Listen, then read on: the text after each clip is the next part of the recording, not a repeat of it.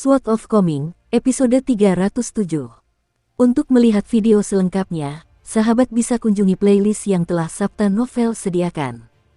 Yuk mari, kita berimajinasi bersama dan masuk ke alur ceritanya.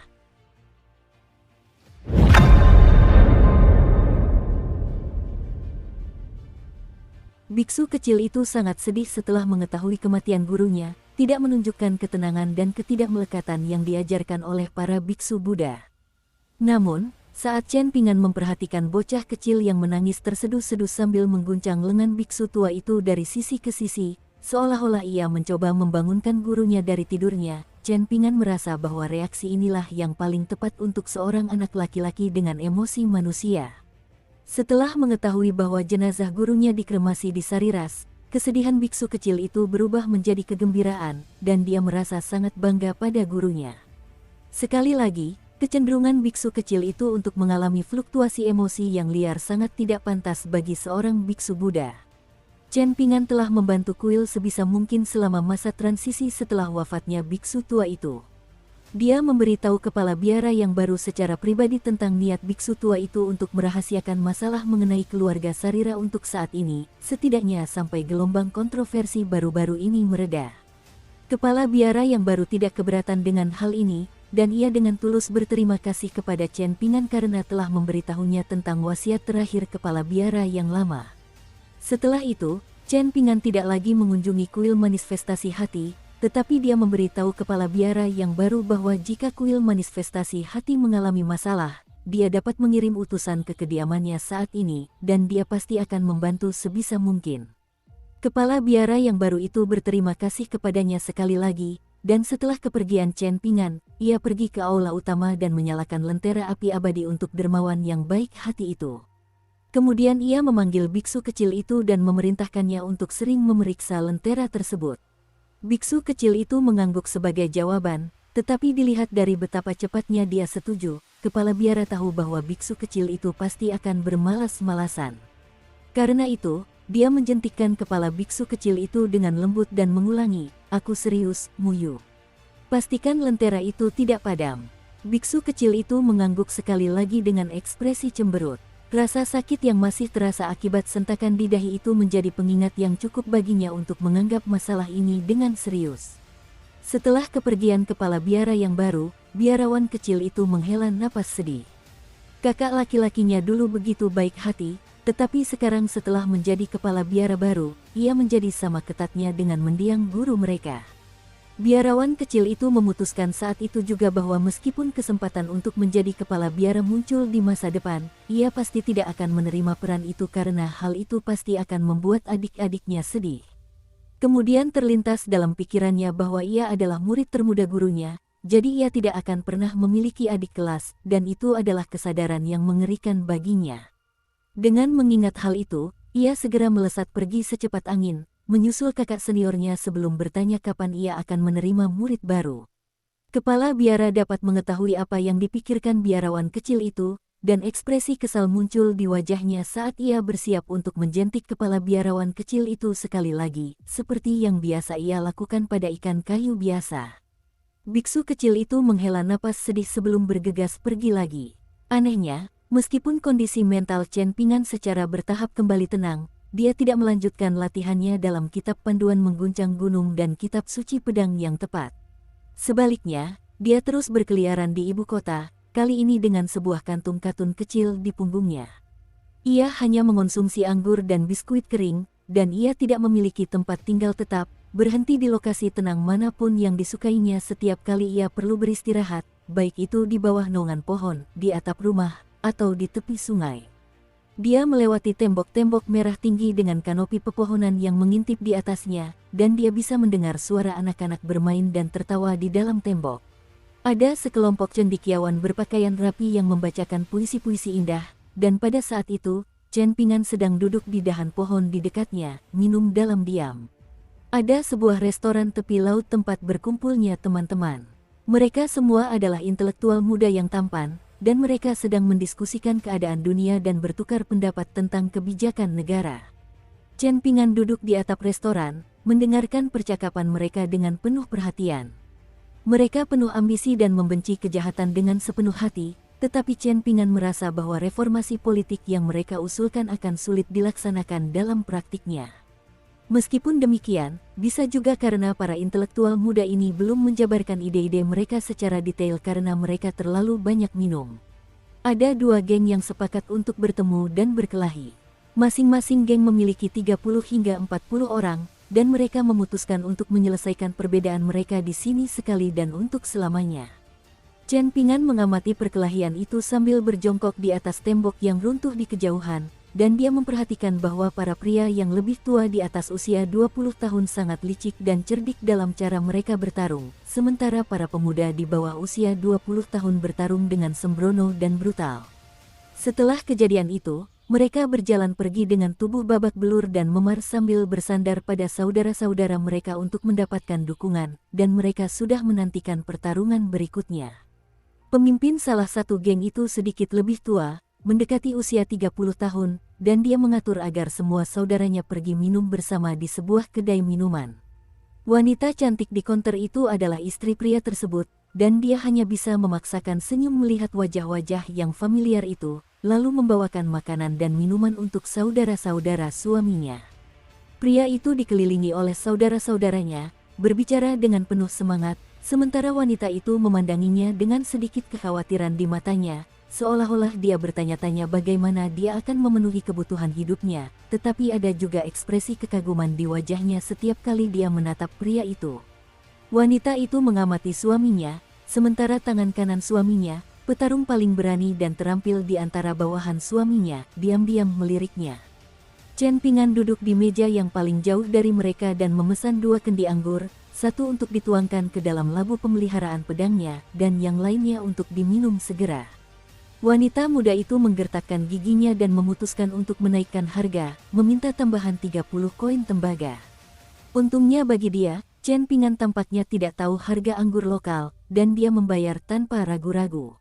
Wanita itu merasa sedikit bersalah, jadi dia membawakan beberapa hidangan pembuka yang telah dia buat. Sebagai balasannya Chen Ping'an berdiri untuk berterima kasih padanya sambil tersenyum. Hal ini membuat wanita itu merasa semakin bersalah dan malu, dan dia buru-buru berpaling, tidak berani lagi menatap mata Chen Ping'an yang bersih dan murni. Di meja sebelah, semua orang berkumpul di sekitar pemimpin geng, yang pipinya merah merona karena anggur yang telah diminumnya, dan dia dengan lantang memberitahu saudara-saudaranya bahwa suatu hari nanti, mereka akan benar-benar memiliki wilayah sendiri di ibu kota. Begitu saat itu tiba, mereka akan minum anggur dan makan daging sepuasnya, dan mereka tidak perlu lagi takut pada tentara resmi dengan pedang terikat di pinggang mereka. Bahkan, tentara-tentara itulah yang akan menjilat mereka, dan Sarjana Ma tidak akan pernah berani meremehkan mereka lagi setiap kali mereka memintanya untuk menulis beberapa bait puisi untuk mereka di masa mendatang. Pria itu sedikit terbata-bata karena mabuk, tetapi semua saudara laki-lakinya masih bersorak gembira atas visi yang telah ia sampaikan kepada mereka.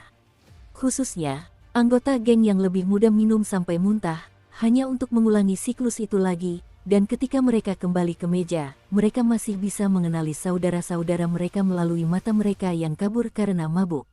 Bagi mereka, mereka tidak bisa membayangkan kehidupan yang lebih baik untuk dijalani.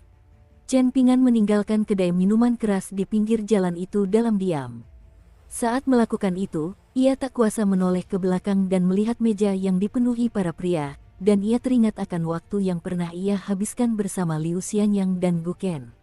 Saat itu, ia masih bekerja sebagai magang di Tungku Naga, dan dengan penghasilan Liu Xianyang yang pas-pasan, ia hampir tidak mampu membeli anggur untuk diminum. Setelah minum, Liu Xianyang biasanya akan berbicara tentang visi besarnya untuk masa depan, kemudian menggerutu tentang mengapa Zigui sepertinya tidak menyukainya.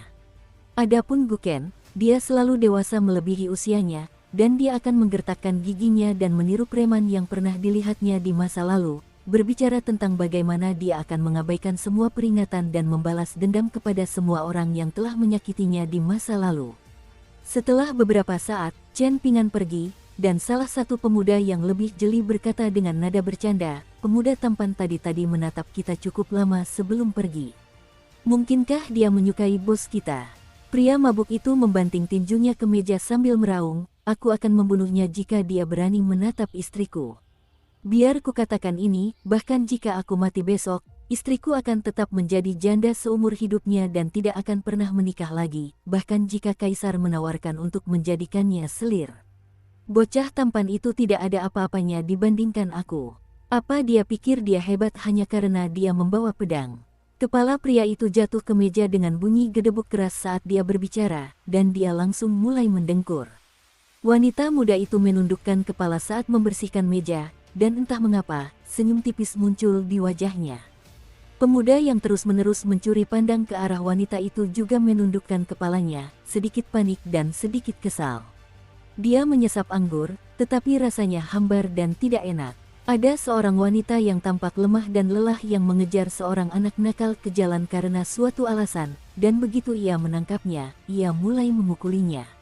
Anak laki-laki itu berpura-pura meraung kesakitan, tetapi sebenarnya sedang membuat wajah-wajah lucu kepada salah satu temannya di dekatnya. Saat wanita yang tampak lemah itu memukuli anak tersebut, ia tiba-tiba menangis terseduh-seduh, dan barulah anak laki-laki itu mulai menangis sungguh-sungguh. Setelah hujan deras, kehangatan sinar matahari akhirnya kembali ke ibu kota. Sekelompok orang berpakaian rapi berpacu di atas kuda, dan derap kaki kuda mereka yang menggelegar menyemburkan lumpur ke segala arah. Ada sebuah kios pinggir jalan yang dikelola oleh seorang wanita tua, dan dia menjual beberapa pakaian rajutan yang dibuat secara kasar. Sebelum dia sempat melakukan apapun, barang dagangannya telah berlumuran lumpur, dan ekspresi sedih langsung muncul di wajahnya. Di bagian belakang rombongan, duduk seorang wanita muda yang tampak bangga, dan setelah melihat ekspresi sedih wanita tua itu, ia dengan santai melemparkan sekantong uang ke kios sambil terus melanjutkan perjalanannya. Namun, kemampuan berkudanya jauh dari luar biasa, dan saat ia fokus melemparkan kantong uang ke atas kandang, ia tanpa sengaja jatuh dari punggung kudanya, terguling ke tanah sebelum bangkit berdiri dengan erangan dan meringis. Wajahnya yang cantik dan gaun mahalnya semuanya tertutup lumpur. Wanita itu terlatih-tatih menghampiri kudanya, yang telah berhenti menunggu penunggangnya, dan dia dengan susah payah menaiki punggung kuda itu sebelum melanjutkan perjalanan. Saat ia melakukan itu, ia melihat seorang pendekar pedang berjubah putih dari sudut matanya. Sosok berjubah putih itu berdiri di pinggir jalan, dan ia tak kuasa menahan diri untuk menoleh, lalu pria itu mengacungkan jempol kepadanya. Wanita muda itu memutar matanya dan melanjutkan perjalanan tanpa memikirkan interaksi tersebut lebih lanjut. Dengan demikian, Chen Ping'an melanjutkan perjalanannya dengan santai, menyaksikan berbagai pemandangan dan suasana yang berbeda sepanjang perjalanan. Kontroversi kuil Sungai Putih dengan cepat mereda dalam waktu kurang dari 10 hari, dan pengadilan kekaisaran telah menutup kasus tersebut. Beberapa pelaku utama di balik kejahatan kuil tersebut telah dieksekusi, sementara sisanya dipenjara atau diasingkan. Seluruh aset kuil White River telah disita, dan mengenai siapa yang akan mengambil alih kuil tersebut, beberapa orang berspekulasi bahwa itu akan menjadi salah satu dari 3 kuil besar lainnya di ibu kota, sementara yang lain mengklaim bahwa itu akan menjadi salah satu kuil terkenal di luar ibu kota. Jelas sekali, ada sosok yang sangat cakap dan bijaksana yang menawarkan nasihat kepada Kaisar Southern Garden Nation mengenai masalah ini, dan kontroversi kuil White River mereda dengan sangat cepat karena perhatian seluruh bangsa dengan cepat beralih ke peristiwa penting lainnya. Salah satu dari 4 Grandmaster, Master Fraksi Yu Zhenyi dari Fraksi Gunung Danau, telah berhasil mencapai terobosan setelah 10 tahun mengasingkan diri, dan dia mengadakan pertemuan bela diri, memanggil semua seniman bela diri terbaik di negara itu untuk membahas masalah pemberantasan 3 sekte jahat. Seniman bela diri nomor 1 di dunia, Guru Kekaisaran Zhong Qiyu, Tong Qingqing dari Aula Hati Cermin, dan Guru Gunung Lu Fang dari Puncak Pandangan Mata Burung, semuanya dijadwalkan untuk hadir dalam pertemuan tersebut. Keempat Grandmaster itu akan berkumpul di Bull Mountain, yang terletak tepat di sebelah ibu kota Southern Garden Nation, dan ini akan menjadi acara besar yang belum pernah disaksikan negara itu selama lebih dari 100 tahun. Keempat orang ini masing-masing berada di puncak dunia seni bela diri di negara mereka masing-masing, dan mereka memiliki kekuatan dan pengaruh yang luar biasa. Secara khusus, Guru Kekaisaran Zhong Qiyu dari negara Taman Selatan dan Yu Zhenyi dari negara Lagu Pinus memiliki sejarah bersama yang sudah berlangsung lebih dari 60 tahun. Keduanya berasal dari latar belakang sederhana di Pain Song Nation, dan mereka bertetangga sejak kecil. Sebagai sahabat yang tak terpisahkan, mereka mulai berkeliling dunia bersama, dan masing-masing menemukan kesempatan yang telah ditakdirkan, yang mengangkat mereka menjadi sepasang ahli bela diri yang sangat terkenal. Namun, entah mengapa, keduanya saling berkhianat, dan setelah duel maut yang hanya disaksikan oleh 4 atau 5 orang, keduanya mengalami luka parah. Setelah itu, Zhong Qiu tiba di negara Taman Selatan, dan keduanya memutuskan semua hubungan satu sama lain, menandai berakhirnya hubungan mereka yang penuh gejolak dan agak membingungkan. Di bawah cahaya senja yang memudar, Chen Ping'an kembali ke rumah tempat dia tinggal di dekat Gang Cendekiawan Juara. Sebelumnya, dia melihat kakek dan cucu itu sedang menonton orang lain bermain Go di sudut jalan, dan begitu melihat Chen Ping'an, ekspresi ketakutan langsung muncul di wajah bocah itu. Ia buru-buru berdiri dan memberi isyarat kepada Chen Ping'an untuk datang dan menonton pertandingan bersamanya. Chen Ping'an menurut, tetapi setelah menonton pertandingan bersama beberapa saat, anak laki-laki itu menyatakan bahwa ia harus melakukan sesuatu di rumah, dan ia segera lari. Chen Ping'an tidak terlalu tertarik menonton pertandingan, jadi setelah berdiri di sana beberapa menit, ia pun kembali ke rumah. Setelah Chen Ping'an memasuki kamarnya, bocah itu naik ke atas bangku kecil agar dia bisa mengintip melalui jendela ke arah kamar Chen Ping'an dari kamarnya sendiri, dan dia menghela napas lega. Chen Ping'an menutup pintu, lalu meletakkan tasnya di atas tempat tidur, di mana sosok teratai kecil itu segera muncul dari tanah dan mulai memberi isyarat dengan marah sambil mengeluarkan serangkaian suara yang tidak dapat dimengerti.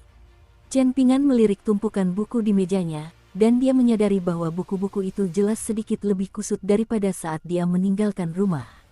Dia segera menyadari mengapa sosok teratai kecil itu begitu marah, dan dia berjongkok sebelum merentangkan tangannya, membiarkan sosok teratai kecil itu naik ke telapak tangannya.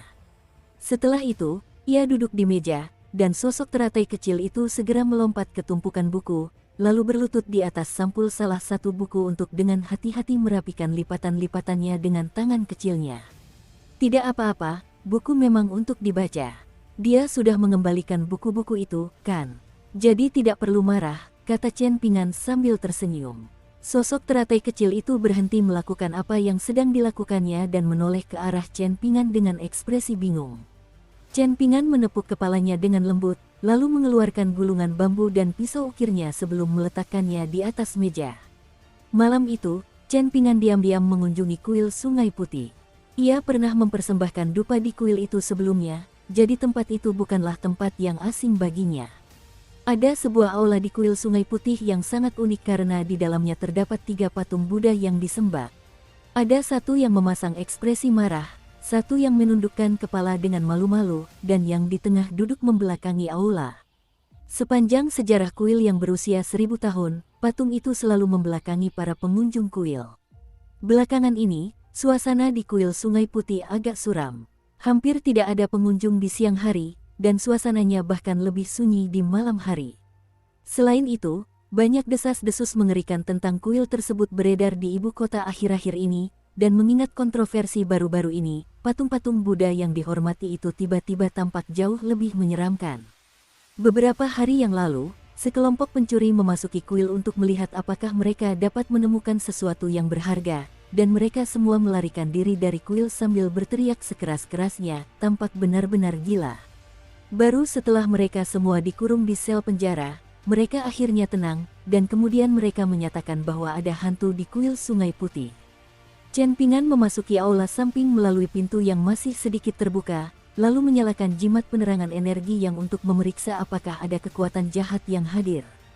Dia berjalan perlahan ke beberapa tempat di kuil, tetapi jimat itu terus menyala dengan kecepatan yang stabil, menunjukkan bahwa tidak ada yang salah. Tepat saat ia berencana meninggalkan kuil, ia tiba-tiba melompat ke udara, mendarat di salah satu balok horizontal di aula sebelum berbaring miring dan menyembunyikan auranya sendiri. 3 sosok berjalan dengan angkuh memasuki aula dari luar, dan mereka lebih mirip orang-orang kaya yang sedang berjalan-jalan di bawah sinar bulan daripada sekelompok pencuri. Alis Chen Ping'an sedikit mengerut melihat trio itu. Dia pernah melihat 2 di antara mereka sebelumnya, karena mereka termasuk di antara para praktisi bela diri yang tinggal di kediaman yang tenang di Gang Cendekiawan Juara. Dukung terus channel YouTube Sabta Novel. Salah satunya adalah seorang pria tua tinggi dan kurus yang bukan seorang pendeta Taois, tetapi mengenakan topi bunga teratai berwarna perak kuno. Berbeda dengan saat Chen Pingan mengawasinya dari jauh, lelaki tua itu sama sekali tidak berusaha menyembunyikan auranya pada kesempatan ini, dan begitu dia melangkah melewati ambang pintu, rasanya seperti sebuah gunung besar menerobos masuk ke dalam kuil. Ia ditemani oleh seorang wanita yang melepas topi berkerudungnya untuk memperlihatkan fitur wajah yang menakjubkan. Kemudian ia juga melepas jubahnya yang menutupi sosok tubuhnya yang luar biasa, dan ia mengenakan sepasang bakiak kayu di kakinya yang cantik dan halus. Orang terakhir yang melengkapi trio itu adalah seorang pria muda yang tinggi dan tampan, mengenakan jubah hijau tua yang longgar. Ia memegang seuntai tasbih karang, yang ia pijat perlahan sambil berjalan. Wanita itu memiliki suara yang jernih dan menyenangkan, dan dia tidak berbicara dengan dialek ibu kota negara Taman Selatan. Dia melirik pemuda itu dengan tatapan menggoda sambil menyindir, "Bukankah seharusnya kau seorang penganut Buddha yang taat, Zhou Si? Mengapa kau tidak berlutut dan bersujud? Begitu kau melakukannya, aku akan menyelinap ke patung Buddha, dan aku akan bisa mengumumkan kepada seluruh dunia bahwa Tuan Muda Zhou yang terhormat berlutut dan bersujud kepadaku. Aku akan menjadi terkenal di seluruh dunia dalam semalam." Zhou Si hanya tersenyum dan tidak memberikan respons apapun sambil menatap ketiga patung Buddha itu. Aula itu benar-benar sunyi, kecuali suara samar yang dihasilkan oleh untaian tasbih yang dipegangnya. "Jangan mengolok-olok Zhou Si, Yaer. Kau beruntung dia orang yang toleran dan tidak mudah marah. Kalau tidak, jika dia menyerangmu dan bersikeras bertarung sampai mati, siapa di antara kita yang akan membayar peti matinya?" Lelaki tua itu terkekeh. Meskipun penampilannya masih muda, Yaer memiliki pesona menggoda seorang wanita dewasa, dan senyum geli muncul di wajahnya saat ia menerangi aula yang gelap dan menyeramkan dengan kecantikannya yang memukau. Senyum masam muncul di wajah Zhou Si sambil menghela napas, "Tolong jangan ganggu junior seperti saya, Ketua Sekte Ding. Yu Zhenyi dari fraksi Gunung Danau, Zhong Qiyu dari negara Taman Selatan, Tong Qingqing dari Paviliun Hati Cermin, dan Lu Fang dari Puncak Pandangan Mata Burung semuanya adalah immortal yang kuat. Terutama, Tong Qingqing berasal dari generasi yang sama denganmu. Kita terlalu lemah dibandingkan mereka. Apakah benar-benar ide yang bagus untuk melakukan sesuatu yang begitu berisiko? Bahkan jika kita berhasil mengamankan jenazah Arhat Emas dan kitab suci itu, akankah kita bisa meninggalkan kota ini hidup-hidup?" Tanya wanita muda itu dengan suara khawatir sambil menoleh ke pria tua itu. "Meskipun benar bahwa kaulah yang paling kuat di bawah langit, kau tidak bisa menghadapi mereka semua sekaligus. Yu Zhenyi memiliki begitu banyak murid dan murid besar, dan kita sekarang berada di wilayah Zhong Qiyu di negara Taman Selatan. Selain itu, Tong Qingqing adalah seorang wanita tua penggoda yang suka memikat orang lain dengan pesonanya. Terakhir kali, Zhou Si kembali dengan luka parah dan memberitahu kami bahwa dia hampir dipukuli sampai mati oleh Tong Qingqing, tetapi siapa yang bisa memastikan bahwa dia tidak jatuh cinta pada penyihir tua itu dan hanya berpura-pura? Lalu ada Lu Fang, yang hanya terlibat dalam beberapa pertempuran dalam beberapa dekade terakhir. Semua orang mengatakan bahwa dia adalah seorang Grandmaster yang menempuh jalan yang benar, dan itu saja sudah merupakan indikasi yang jelas tentang betapa luar biasanya kemampuannya. Setelah bertahun-tahun berlatih, mungkin dia sudah melampaui Yu Zhenyi dan Zhong Qiyu." Pria tua itu hanya mengabaikannya sambil berdiri dengan tangan terlipat di belakang punggungnya, menghadap patung-patung Buddha dalam diam. Wanita muda itu tidak senang, dan dia menghentakkan kakinya, menyebabkan bagian bawah bakiak kayunya berbunyi keras di tanah batu. Ikatan di antara keempat orang itu tidak begitu kuat. Ketika dihadapkan pada bahaya yang mengancam jiwa, kurasa tak satu pun dari mereka yang mau mengorbankan diri demi kebaikan bersama, hibur Zhou Si. "Kau membuatnya terdengar seolah-olah salah satu dari kami bersedia melakukan itu," balas wanita muda itu. Zhou Si tidak terganggu oleh nada konfrontatif wanita muda itu, dan dia melanjutkan, "Kita memiliki ayahku, ahli lengan Cheng Yuanshan, dan pengasah pisau Liu Zong, jadi dalam hal kekuatan tingkat atas, kita tidak kalah dengan keempat Grandmaster. Selain itu, ini adalah operasi rahasia, bukan pertempuran antara dua pasukan di medan perang, jadi tidak perlu terlalu khawatir tentang bagaimana kita secara keseluruhan dibandingkan dengan lawan kita. Pada kenyataannya, Konsep 4 Grandmaster hanyalah konsep yang didukung oleh mereka yang menempuh jalan kebenaran, dan secara sengaja mengecualikan semua tokoh terkemuka dari jalan iblis.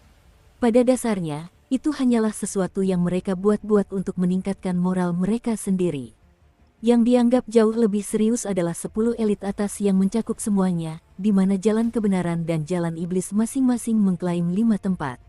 Tentu saja, keempat Grandmaster tersebut semuanya termasuk dalam 10 elit teratas, dengan Yu Zhenyi berada di peringkat kedua, Zhong Qiyu di peringkat ke-6, Tong Qingqing di peringkat ke-9, dan Lu Fang di peringkat ke-10. Namun, seiring berjalannya waktu, hampir semua orang kini yakin bahwa Lu Fang adalah orang yang memiliki peluang terbaik untuk menggulingkan tokoh yang berada di puncak daftar tersebut. Bahkan ada beberapa yang berpendapat bahwa Lu Fang telah melampaui Zhong Qiyu dan pantas berada di peringkat 5 besar. Adapun 3 orang yang disebutkan Zhou Si, ahli bela diri Cheng Yuanshan adalah seorang seniman bela diri yang sangat tangguh, tetapi semua pertarungannya berakhir dengan kematian. Karena itu, ia tidak diakui oleh faksi-faksi yang berintegritas dan ditolak gelar Grandmaster karena kemampuan bela dirinya yang buruk. Ia berada di peringkat ke-8 di antara 10 elit atas. Liu Zong, sang pengasah pisau, adalah kultivator iblis tingkat atas, dan dia terkenal karena nafsu darahnya. Dia berada di peringkat ke-7. Adapun ayah Zhou Si, Zhou Fei, dia adalah seorang kultivator jahat yang diimpikan oleh banyak tokoh ortodoks untuk dibunuh suatu hari nanti. Dia adalah seorang ahli bela diri yang luar biasa, tetapi kemampuan bela dirinya hanya sebanding dengan karakternya yang mengerikan. Ia memiliki istana pasang surut musim semi tempat ia memelihara harem yang terdiri dari ratusan wanita cantik dari seluruh dunia, dan ia serta putra-putranya adalah satu-satunya pria di istana tersebut. Dengan memimpin istana ini, Zhou Fei menyatakan dirinya sebagai kaisar abadi. Namun, hal yang paling membuat frustrasi semua orang adalah Zhou Fei berada di peringkat ke-4 dalam daftar tersebut, dan ia secara luas diakui sebagai seniman bela diri nomor 1 di dunia. Beberapa tahun yang lalu, Lu Fang berhasil menusuk tubuh Zhou Fei 3 kali dengan pedangnya, tetapi Zhou Fei tetap tidak terpengaruh sama sekali, mampu melanjutkan pertempuran seperti biasa, dan setelah kejadian ini, Lu Fang mundur. Pada kesempatan itu, Lu Fang menyerbu istana pasang surut musim semi sendirian, dan dia membayar harga yang sangat mahal untuk keputusan gegabah itu. Selama perjalanan 3 tahun yang dia tempuh, ke-600 anggota sektenya disiksa perlahan hingga mati oleh Zhou Fei dalam sebuah pertunjukan mengerikan yang sama sekali tidak pantas bagi seorang ahli bela diri sekali berdirinya. Konon, hingga hari ini pun, selir Lu Fang dan lebih dari 10 kakak perempuan dan adik perempuannya masih dipaksa untuk melayani di istana pasang surut musim semi. Adapun mengapa Lu Fang tidak menantang Zhou Fei sekali lagi setelah kembali dari perjalanannya dan mendengar kabar buruk itu, hal itu menjadi salah satu dari 4 misteri terbesar di dunia seni bela diri, bersamaan dengan pertanyaan tentang seberapa kuat kultivator iblis peringkat pertama di 10 elit atas, seberapa cantik Tong Qingqing dari paviliun hati cermin, dan sampai usia berapa Yu Zhenyi akan hidup. Berbagai kejadian aneh terjadi di sepanjang rute dari Bull Mountain menuju ibu kota Southern Garden Nation. Ada seorang pria paruh baya yang melakukan perjalanan dari jauh ke ibu kota, dan dia sudah mabuk berat setibanya di kota. Di kota itu, dia terus minum tanpa terkendali, terus-menerus berbaring di jalan dalam keadaan mabuk berat. Pada akhirnya, ia terpaksa menggadaikan pedangnya ke toko anggur seharga 5 tael perak, dan itu pun hanya karena ia cukup berotot, dan pemilik toko wanita itu bisa meraba otot-ototnya sedikit setiap kali ia tidak sadarkan diri. Jika tidak, ia hanya akan bisa menggadaikan pedangnya paling banyak seharga 3 tael perak. Di puncak Gunung Banteng terdapat seorang pria dengan fitur wajah yang murni dan tubuh yang tampak seperti milik seorang anak kecil. Setiap kali memiliki waktu luang, ia akan dengan hati-hati memoles kipas lipat giok dan bambu. Terlepas dari penampilannya yang muda, ia dengan hormat dipanggil sebagai guru besar Yu oleh Jenderal Negara Taman Selatan yang mengawasi 800 pengawal kekaisaran di kaki gunung. Ada seorang pria tua bungkuk yang bertugas sebagai kepala koki di kediaman pangeran. Dia membuka tutup dari sebuah wadah besar berisi acar sayuran yang belum siap, dan bau asam langsung menyebar ke seluruh ruangan saat dia bergumam tentang betapa banyak keresahan yang terjadi di udara. Namun, dari semua orang ini, 3 orang yang berada di kuil White River pada malam itu adalah yang paling penting. Nama keluarga lelaki tua itu adalah Ding, dan dia tidak memiliki banyak hubungan dengan wanita muda dan Zhou Si. Selama 80 tahun terakhir, dia telah dengan mantap memegang posisi sebagai tokoh paling berkuasa di bawah langit, dan dia membunuh semata-mata berdasarkan suasana hati dan keinginannya. Dia membunuh para cendekiawan terkenal, kaisar dan jenderal, penjahat di dunia bela diri, para tetua, wanita, dan anak-anak, dan dia mewariskan posisinya sebagai pemimpin sekte kepada satu-satunya muridnya yang tersisa yang belum dia bunuh, lalu menghilang tanpa jejak.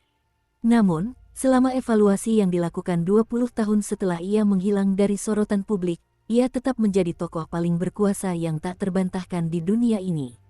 Ada desas-desus yang sangat menggelikan beredar di dunia seni bela diri terkait dengan pagoda penghormatan, yang khusus mengumpulkan informasi dan memberi peringkat tokoh-tokoh berpengaruh di dunia. Teman dekat dari dua mantan guru pagoda itu bertanya kepada mereka mengapa mereka tidak menghapus nama lelaki tua bermarga Ding dari urutan teratas daftar, karena tidak jelas apakah dia masih hidup, dan keduanya menjawab dengan cara yang sama, jika dia belum mati, maka saya akan mati jika saya melakukan itu. Di dalam aula, wanita muda itu tersenyum sambil bertanya, ayahmu adalah orang yang memberikan kontribusi terbesar untuk tujuan ini, namun yang dia minta hanyalah gadis surgawi Zhou. Apakah dia benar-benar tidak merasa diperlakukan tidak adil? Senyum masam muncul di wajah Zhou Si saat dia menghela napas, kau tahu seperti apa ayahku. Jika kau ingin menggambarkannya dengan baik, kau bisa mengatakan bahwa dia adalah pengapresiasi keindahan. Tetapi jika kau ingin jujur, dia sebenarnya hanya terobsesi dengan wanita cantik. Jika bukan karena Zhong Qiyu tinggal tepat di sebelah istana kekaisaran negara Taman Selatan, aku tidak akan heran jika dia menyerbu istana untuk menculik permaisuri Fan. Wanita muda itu mengusap wajahnya sendiri sambil menghela napas, Zhou Suzhen dan Fan Waner. Salah satunya adalah wanita tercantik di dunia saat ini, sementara yang lainnya memegang gelar itu 20 tahun yang lalu. Ayahmu memang memiliki standar yang tinggi. Tidak heran aku belum bisa menarik perhatiannya. Bahkan ketika kita bertemu dan minum teh bersama, dia tetap begitu sopan dan profesional. Senyum kecut muncul di wajah Zhou Si saat mendengar hal ini. Mengapa ayahmu tidak mengejar Tong Qingqing? Tanya wanita muda itu sambil tersenyum. Zhou Si menatap patung Buddha dengan ekspresi marah, dan dia terus memijat tasbihnya sambil menjawab, ayahku berkata bahwa jika suatu makanan cukup lezat, maka meskipun sangat panas hingga membakar mulutnya sampai melepuh, dia tetap akan mau melahapnya. Namun, jika suatu makanan akan membunuhmu, maka kamu harus menolaknya betapapun menggodanya makanan itu. Senyum mengejek muncul di wajah lelaki tua itu, dan dia melirik sekelilingnya, lalu berkata, ayo pergi. Tubuh suci itu sudah tidak ada di sini lagi. Wanita muda itu dan Zhou Si tidak keberatan dengan hal ini, dan mereka juga tidak berani menyuarakan keberatan mereka. Meskipun ia dengan penuh kasih sayang memanggil lelaki tua itu sebagai guru besar, sebenarnya ia sangat takut di dekatnya, terus-menerus khawatir bahwa lelaki tua itu akan memukul kepalanya hingga pecah karena kesalahan sekecil apapun, dan hal yang sama juga berlaku untuk Zhou Si. Sebagai putra Zhou Fei, dia memiliki semacam perlindungan, tetapi dia tahu bahwa jika dia membuat marah lelaki tua itu, maka dia akan tetap dibunuh tanpa ragu-ragu. Setiap gerakan lelaki tua itu tampak sesuai dengan tatanan alam, dan saat ia hendak melangkah melewati ambang pintu, ia tiba-tiba berhenti sejenak. Itu adalah tindakan yang tampaknya sepele, tetapi cukup untuk membuat Zhou Si dan wanita muda itu mulai berkeringat deras, dan mereka langsung berhenti di tempat mereka berdiri. Pria tua itu mempercepat langkahnya sedikit saat melangkah melewati ambang pintu sebelum menuruni tangga. Zhou Si dan wanita muda itu sama-sama jenius dalam seni bela diri yang telah meraih banyak ketenaran di dunia seni bela diri, tetapi saat ini, mereka hanya mengikuti lelaki tua itu seperti sepasang boneka yang digerakkan tali. Pria tua itu melirik ke arah bulan, lalu tersenyum sambil berkata, kota ini jauh lebih menarik daripada 60 tahun yang lalu. Zhou Si dan wanita muda itu saling bertukar pandang, dan keduanya merasa ada makna tersembunyi di balik pernyataan itu. Setelah ketiganya pergi, Chen Pingan bangkit dan duduk di atas balok horizontal, lalu menyatukan kedua telapak tangannya seolah meminta maaf kepada ketiga patung Buddha itu atas gestur tidak sopannya. Pria tua dengan nama keluarga Ding itu cukup menakutkan, jadi dia tidak punya pilihan selain bersembunyi. Tiba-tiba, Chen Pingan kembali berbaring saat dua sosok lagi memasuki aula seperti kepulan asap. Itu adalah seorang pria dan seorang wanita, dan wanita itu bahkan lebih memukau daripada wanita muda sebelumnya, sementara pria itu tampak berusia awal 30-an. Dia sangat tampan, mengenakan pakaian yang elegan, dan ada aura otoritas kerajaan yang bercampur dengan keanggunan yang terpancar darinya. Senyum muncul di wajahnya saat dia berkata dengan dialek ibu kota yang otentik, "Orang tua itu memang agak misterius, Celestial Maiden Fan. Dia jelas memperhatikan kita tadi, namun dia tidak melakukan apapun." Wanita itu menyerupai anggrek yang mekar di hutan belantara pegunungan, dan dia begitu cantik memukau sehingga sungguh tidak adil. Wanita cantik biasa akan langsung merasa minder begitu melihatnya, sementara pria biasa bahkan tidak akan mampu mengumpulkan keinginan untuk memilikinya, karena tahu bahwa dia terlalu jauh untuk diraih. Dia tidak melakukan apapun karena dia tidak menganggap kami sebagai ancaman, jawab wanita itu. Pria itu tersenyum sambil bertanya, apakah Anda mengatakan bahwa saya bahkan tidak akan mampu menahan satu serangan pun darinya? Tentu tidak, guru saya termasuk di antara segelintir orang yang paling dekat dengan 10 elit atas, dan saat ini, peluang saya untuk menang dalam pertandingan sparring melawan guru saya hanya sekitar 20% hingga 30%. Wanita itu menggelengkan kepalanya sebagai jawaban. Tentu saja, Yang Mulia memiliki bakat luar biasa, tetapi pertarungan hidup dan mati antara ahli bela diri tidak dapat dibandingkan dengan pertandingan sparring biasa antara guru dan murid.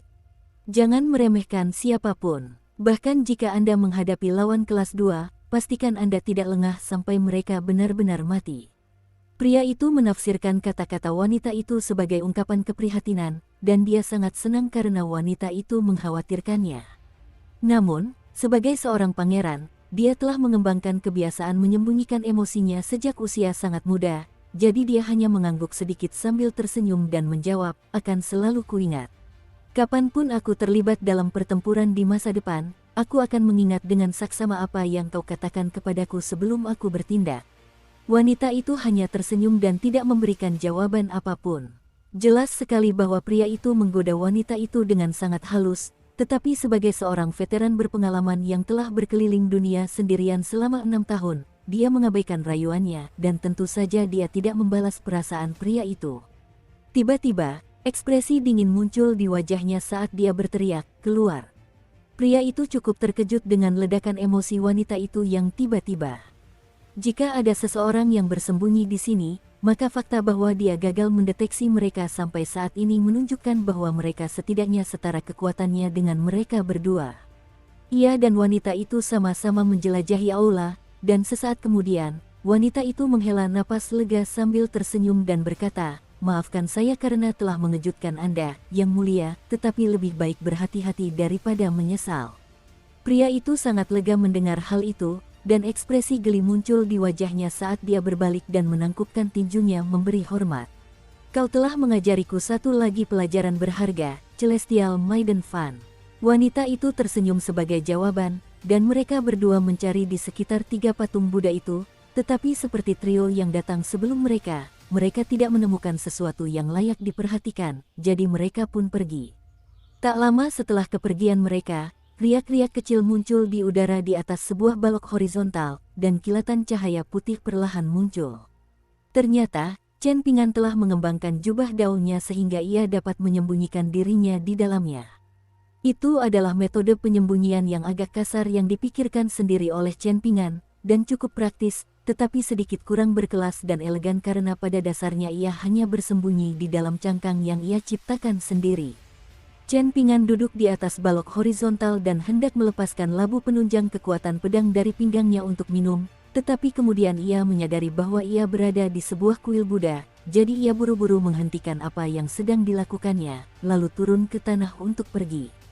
Dia baru saja tiba di depan pintu aula ketika dia melihat wanita dengan nama keluarga Fan yang tadi menatapnya dengan dingin dari kejauhan. Chen Pingan berhenti di tempatnya, dan wanita itu terus menatapnya, tetapi tidak mengatakan apapun atau bereaksi.